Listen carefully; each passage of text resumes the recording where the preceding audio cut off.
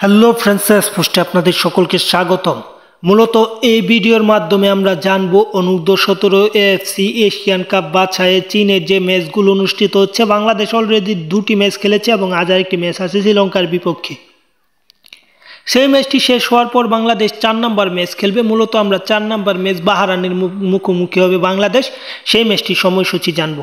তার আগে যারা চ্যানেলটি এখন পর্যন্ত সাবস্ক্রাইব করেননি, দয়া করে চ্যানেলটি সাবস্ক্রাইব করে পুরো ভিডিওটা দেখবেন, তাহলে মূলত জানতে পারবেন বাংলাদেশ এবং বাহারানের মধ্যকার অনূর্ধ্ব-17 এএফসি এশিয়ান কাপ কোয়ালিফায়ারের ম্যাচের সময়সূচি, যে ম্যাচগুলো চীনে অনুষ্ঠিত হচ্ছে।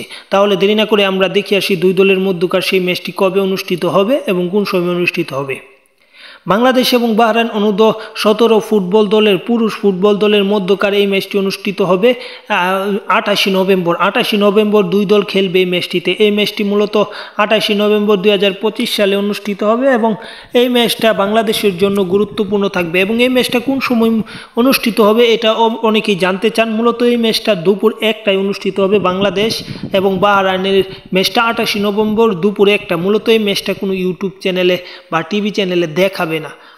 পাশাপাশি আপনারা কোন ফেসবুক পেজেও মনে হয় এই খেলার সরাসরি দেখতে পারবেন না, কিন্তু বাফুফের যে অফিসিয়াল ইউটিউব চ্যানেল বা ফেসবুক পেজ আছে সেখান থেকে আপনারা আপডেট পেতে পারেন এবং বিভিন্ন গ্রুপ থেকে আপনারা অবশ্যই আপডেট পাবেন এবং সর্বশেষ সংবাদ মাধ্যমেও আপনারা আপডেট পাবেন। এবং এই চ্যানেল যদি সাবস্ক্রাইব করে রাখেন তাহলে এখান থেকেও আপনারা আপডেট পাবেন এবং আমি অবশ্যই আপনাদের জানিয়ে দিব বাংলাদেশ এই ম্যাচটার ফলাফল।